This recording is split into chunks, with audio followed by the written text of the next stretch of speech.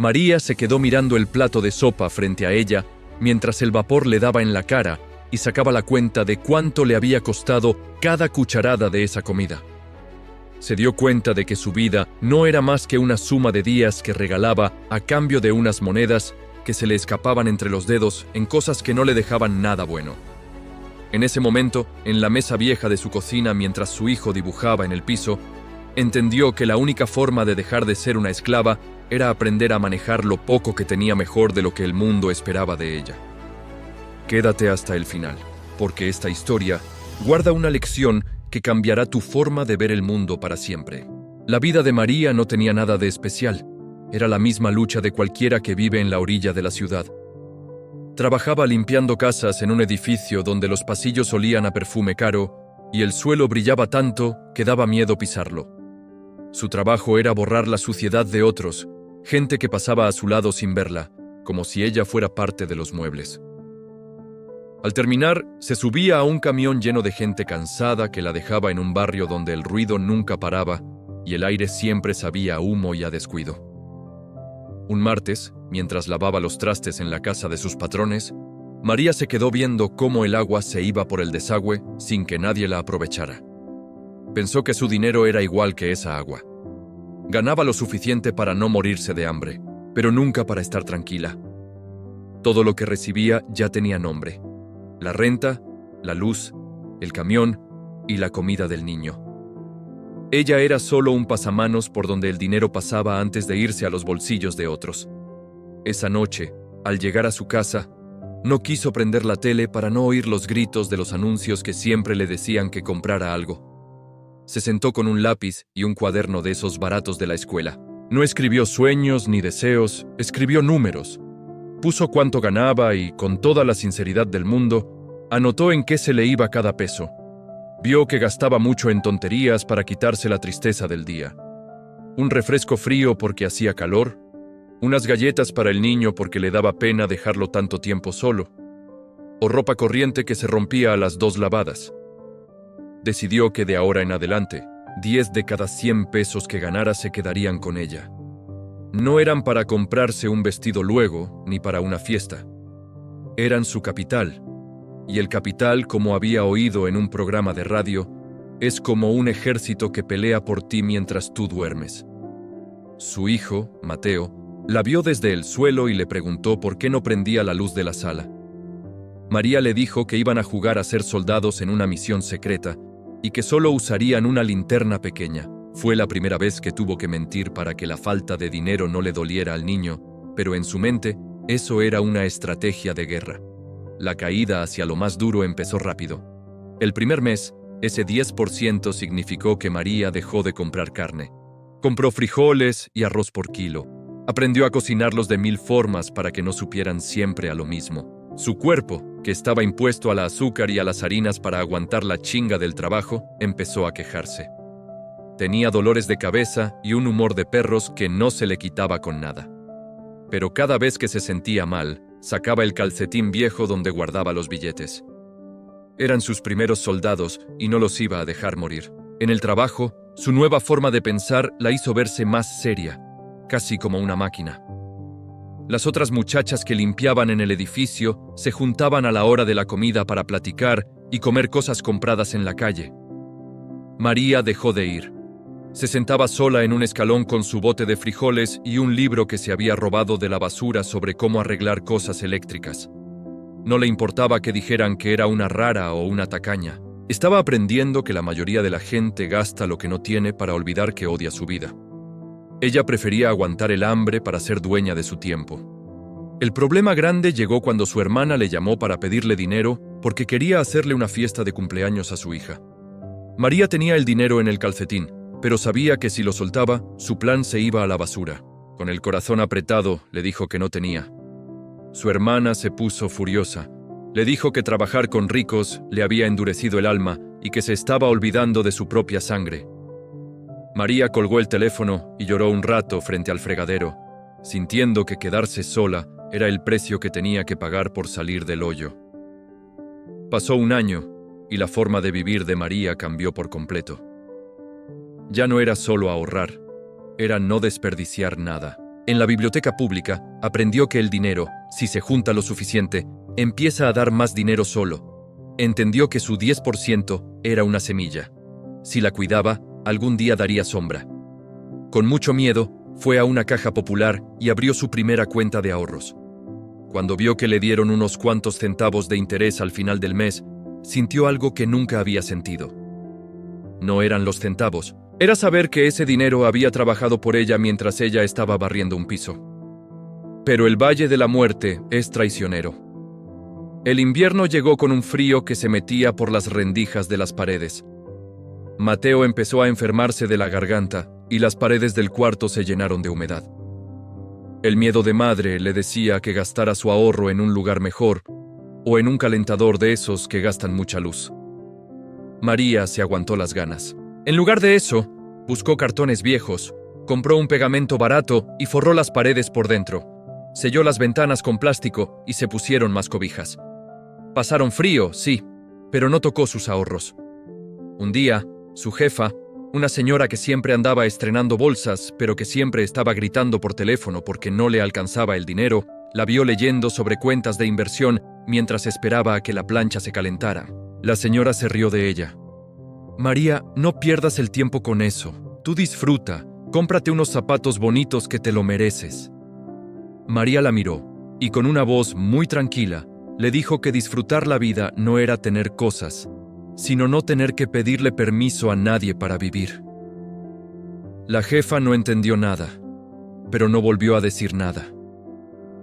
María se volvió una experta en arreglar todo. Aprendió a coser sus propios zapatos, a remendar la ropa de modo que ni se notara y a caminar tramos largos para no pagar el pasaje del camión. Sus pies se llenaron de callos y sus manos se pusieron duras por usar jabones corrientes que ella misma preparaba con sobras. El cansancio era como una sombra que no la soltaba, pero en su cuaderno los números ya no eran deudas, eran días de libertad. Sacó la cuenta de que, si dejaba de trabajar hoy, podía vivir 3 meses sin pedirle nada a nadie. Eso le dio una fuerza que ningún lujo le había dado nunca. Para no gastar en el camión, encontró una bicicleta vieja en un tiradero. Estaba toda oxidada y le faltaba la cadena. Se la llevó cargando a su casa y pasó 3 noches limpiándola con petróleo y aceite usado hasta que funcionó. El primer día que llegó al edificio de los ricos en su bici, el guardia no la quería dejar pasar por la entrada de siempre. María no se dejó. Amarró su bici a un poste y entró caminando derecha, como si fuera la dueña de su propio camino. Ese día sintió que le había ganado una batalla al sistema. A veces la tentación era mucha.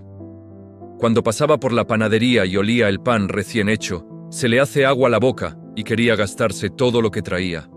O cuando veía a Mateo viendo los juguetes en la tienda. Para que no fuera tan duro, empezó a enseñarle al niño cómo funcionaban las cosas. No le compraba carritos, le enseñaba a armar figuras con botes de leche y alambres.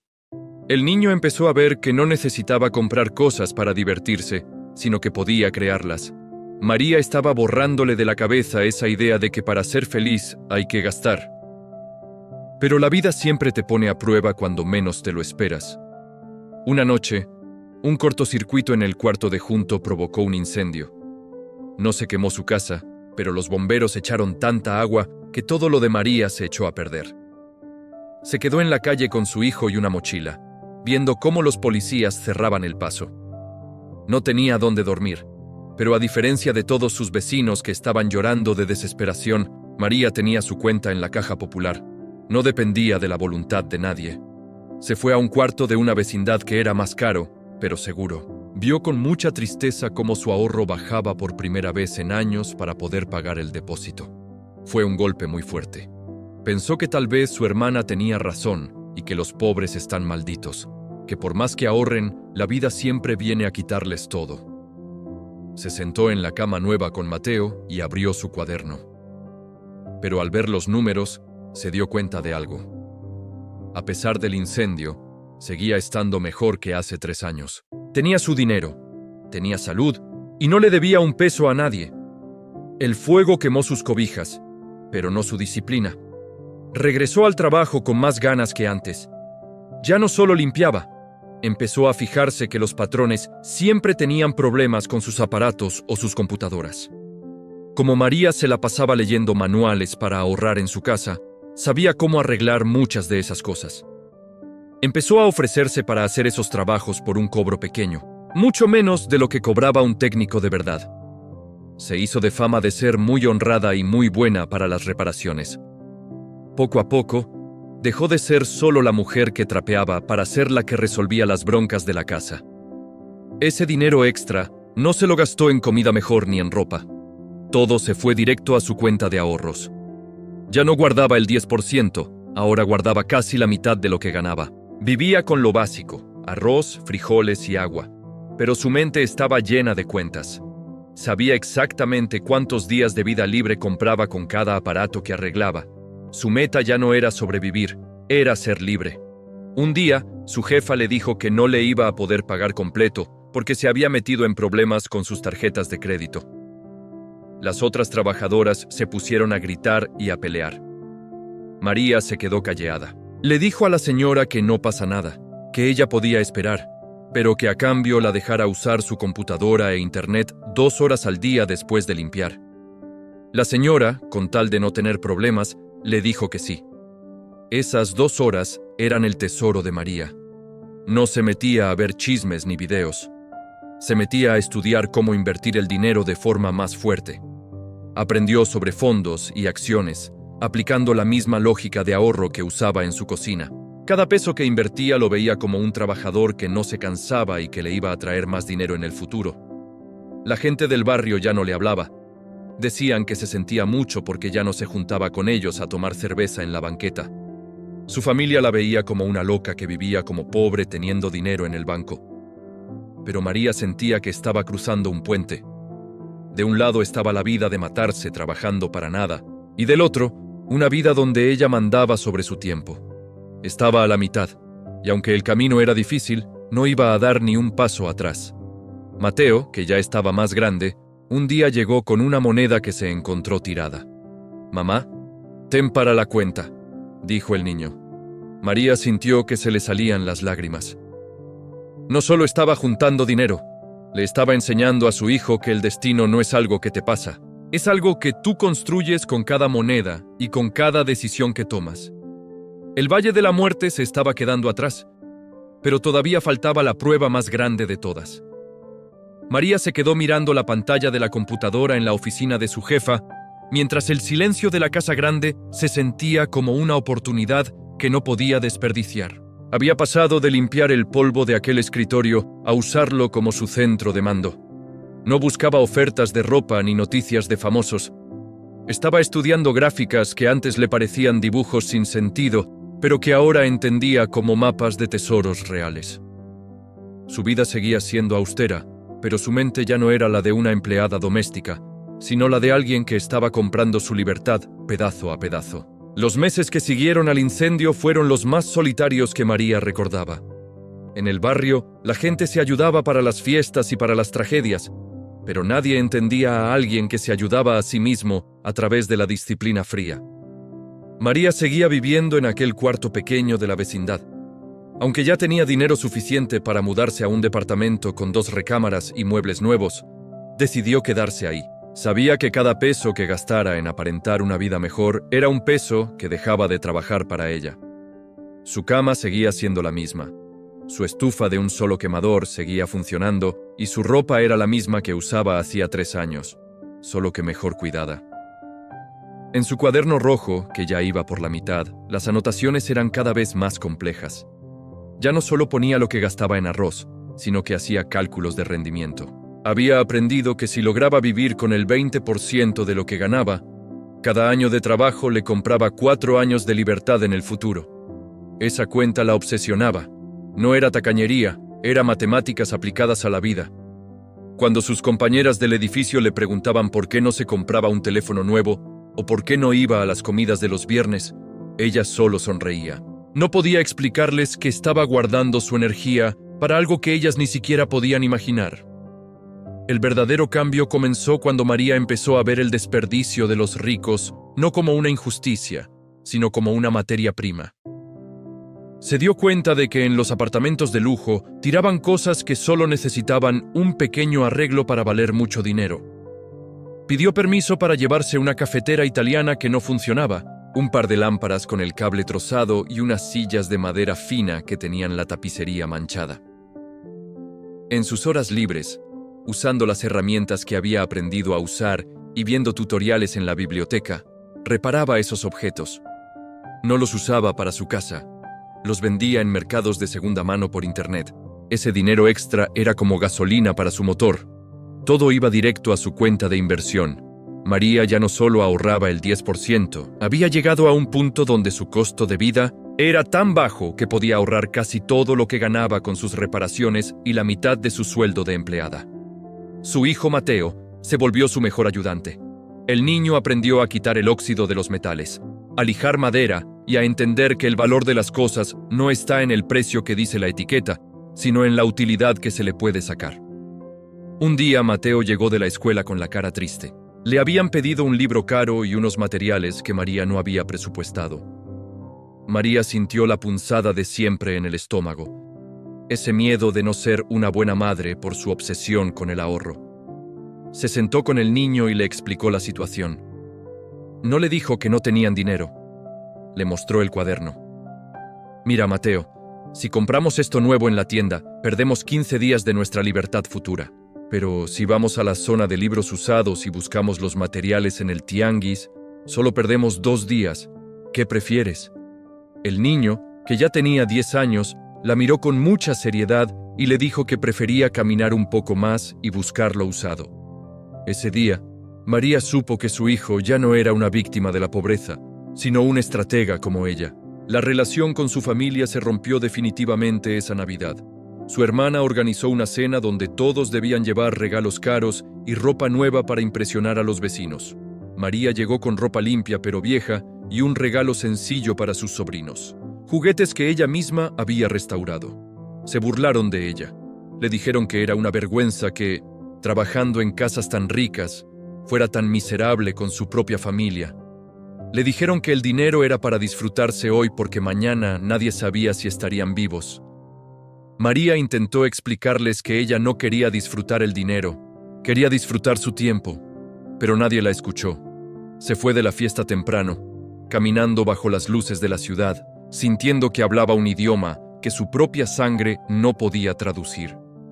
En la oficina de su jefa, María empezó a tomar decisiones más arriesgadas con su capital. Había estudiado que el interés compuesto es la fuerza más poderosa del universo si tienes paciencia. Ya no se conformaba con la cuenta de ahorros de la Caja Popular. Empezó a poner su dinero en fondos que invertían en empresas grandes. Cada vez que veía una noticia sobre la economía, buscaba cómo le afectaba a sus pocos pero valiosos soldados. Su jefa, que a veces la encontraba concentrada frente al monitor, empezó a pedirle consejos. Era una escena casi de risa.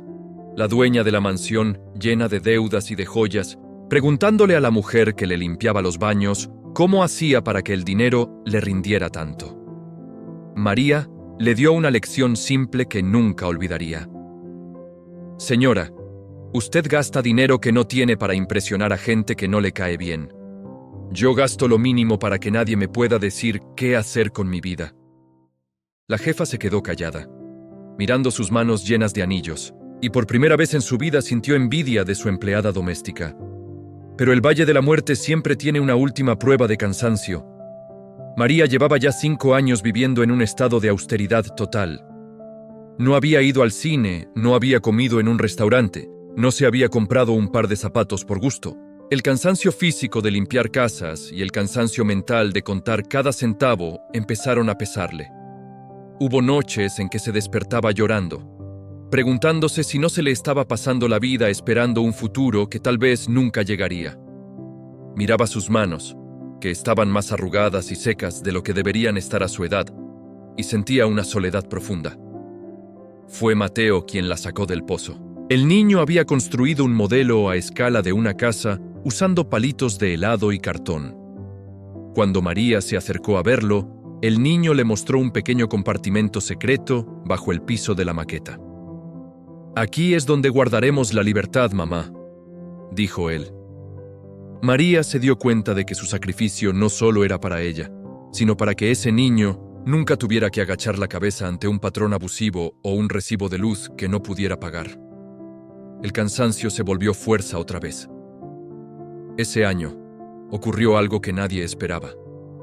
El edificio donde María trabajaba decidió despedir a la empresa de limpieza externa para ahorrar costos y contratar directamente a una supervisora que organizara a un equipo pequeño. María, que conocía cada rincón de los apartamentos, cada manía de los dueños y cada desperfecto del sistema eléctrico y de plomería, se presentó a la entrevista. Pero no fue como una empleada buscando chamba. Fue con una propuesta de negocio. Presentó un plan donde ella se encargaba de la gestión total del mantenimiento del edificio. Había hecho cuentas de cuánto se desperdiciaba en productos de limpieza mal usados, en reparaciones externas mal hechas y en energía eléctrica. Su plan ahorraba al edificio un 30% de los costos actuales y le daba a ella un sueldo de supervisora que triplicaba lo que ganaba antes. La junta de vecinos, gente que nunca le había prestado atención, se quedó impresionada con la claridad de sus números y la lógica de su ahorro. Le dieron el puesto. Pero María no dejó el trabajo de inmediato. Quería asegurar el futuro de Mateo y quería probar que su sistema podía funcionar para otros. Empezó a hablar discretamente con las otras empleadas del edificio. No les dio consejos de inversión complicados.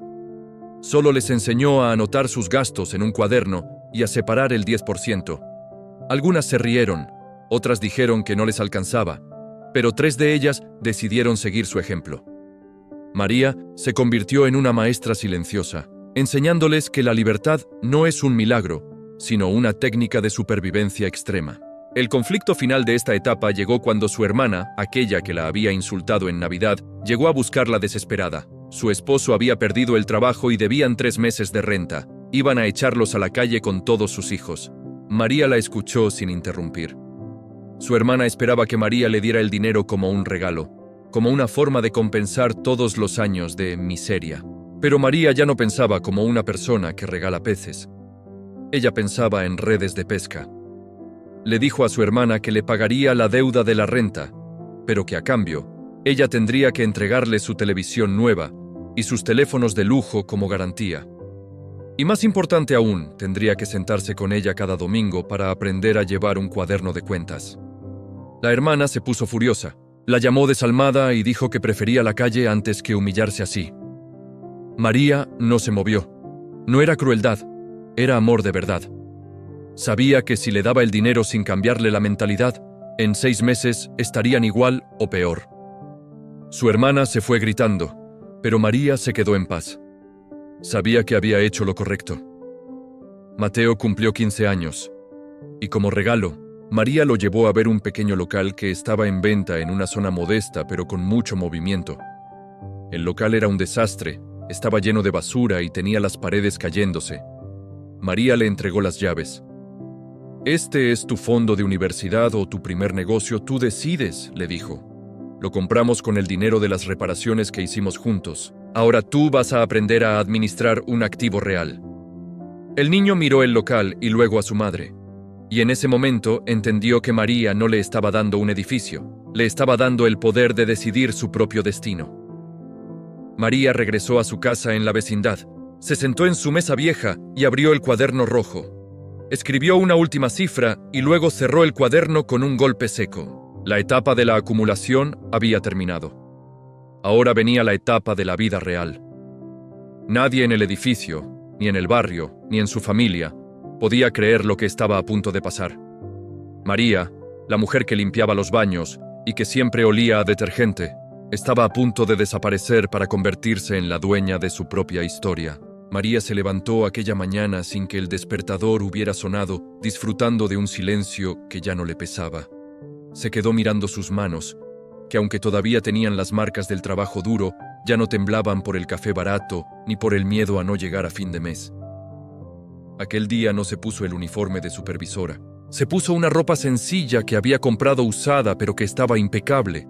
Se sentó frente a su cuaderno rojo y escribió la palabra libertad en la última página. No sentía que hubiera ganado la lotería, sentía que había recuperado su alma después de haberla tenido empeñada durante años. «Quédate hasta el final», porque esta historia guarda una lección que cambiará tu forma de ver el mundo para siempre. La noticia de que María renunciaba a su puesto de supervisora corrió como pólvora por todo el edificio de lujo. Los dueños de los departamentos, que ya se habían acostumbrado a su eficiencia y a que todo funcionara como un reloj, no podían entenderlo. Le ofrecieron más dinero, le ofrecieron menos horas, incluso le ofrecieron beneficios que nunca le dan a la gente de su clase. Pero María solo sonreía y negaba con la cabeza. Ya no había cifra en el mundo que pudiera comprarle una hora más de su vida si ella no quería entregarla. El día que entregó las llaves, su jefa, la mujer que la había visto limpiar sus baños durante años, la llamó a su oficina. La señora estaba visiblemente demacrada. Sus deudas la estaban ahogando y había tenido que poner su apartamento en venta. «María, ¿a dónde te vas?», le preguntó con una voz quebrada.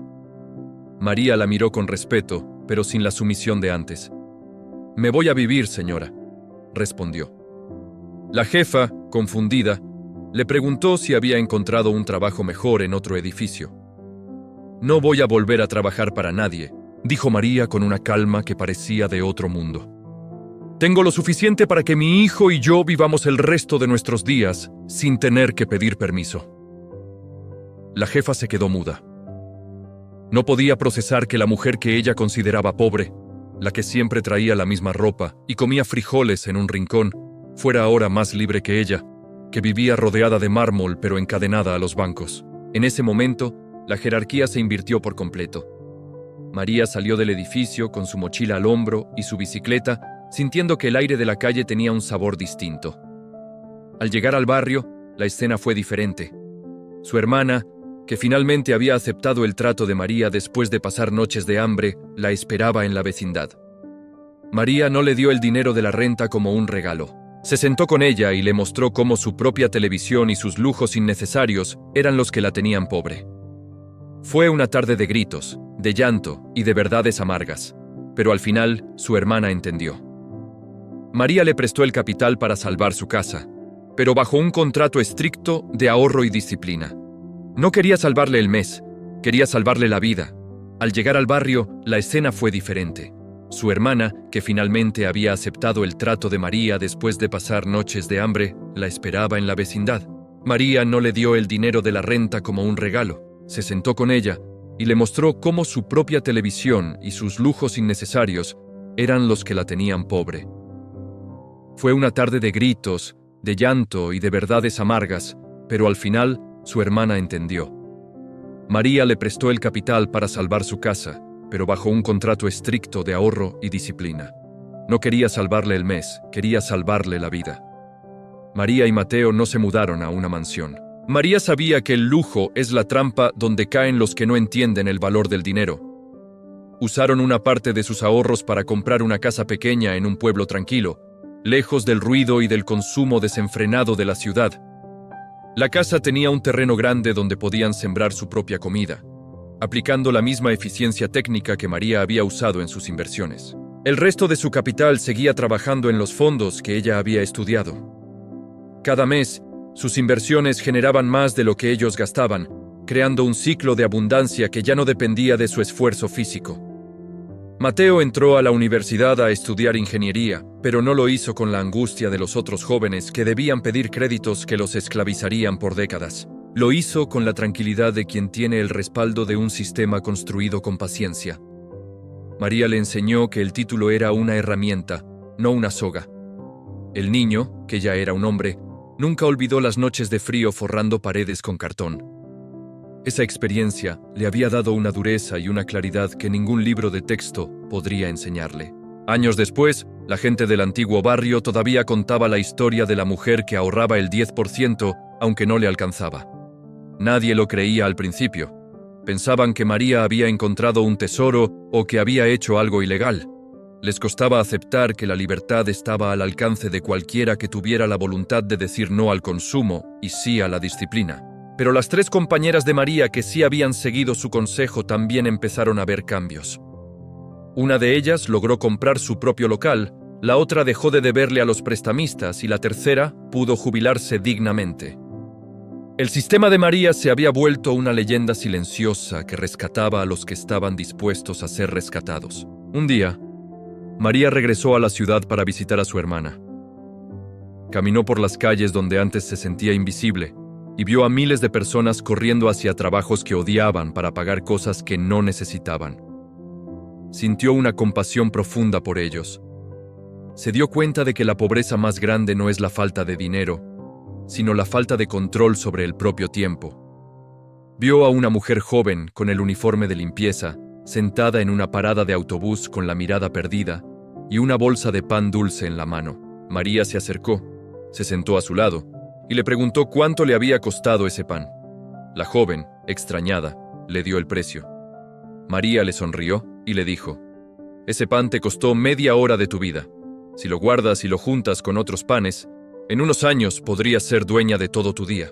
La joven no entendió al principio, pero María sacó un cuaderno de rayas, un lápiz y le escribió el primer número. Era el inicio de una nueva historia, de una nueva semilla. La resolución de María no fue un retiro de lujos y viajes. Su verdadera satisfacción era despertarse cada mañana y saber que podía elegir qué hacer. Pasaba sus días leyendo, cultivando su jardín y enseñando a otros los principios de la eficiencia extrema. No necesitaba que nadie le creyera, porque la realidad de su cuenta bancaria y la paz de su corazón eran pruebas suficientes. Había pasado de ser una pieza más en el engranaje de los ricos a ser la arquitecta de su propia existencia.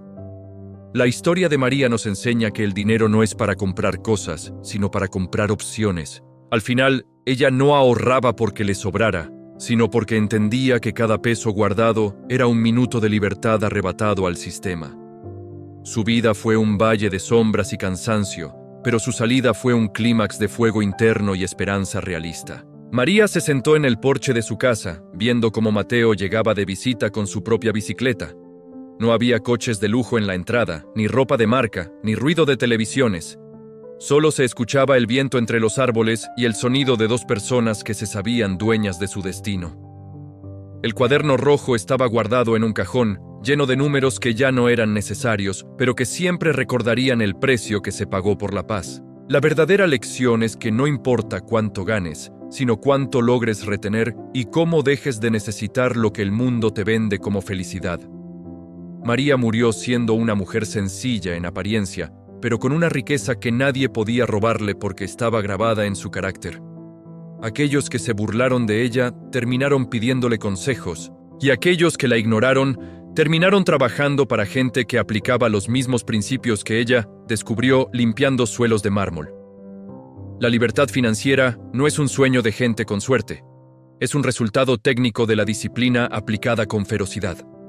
María demostró que incluso desde el fondo más profundo, con un niño a cuestas y un trapo de limpieza en la mano, se puede construir una fortaleza que ni el fuego ni la crisis pueden derribar. Ella no cambió el mundo entero, pero cambió su mundo y el de su hijo para siempre, dejando claro que el ahorro no es un sacrificio, sino la forma más pura de amor propio. El fuego interno que María sintió aquel primer día frente a la sopa no se apagó nunca. Se convirtió en la luz que guió a Mateo y a muchos otros hacia una vida donde el trabajo es una elección y no un castigo. Al final del camino, lo que nadie creía resultó ser la verdad más sólida, que la verdadera riqueza es el tiempo, y el tiempo solo pertenece a quienes tienen la valentía de no gastarlo en lo que no importa. María cerró los ojos aquel último día con la sonrisa de quien sabe que no le debe nada a nadie y que dejó el mundo un poco más libre de como lo encontró.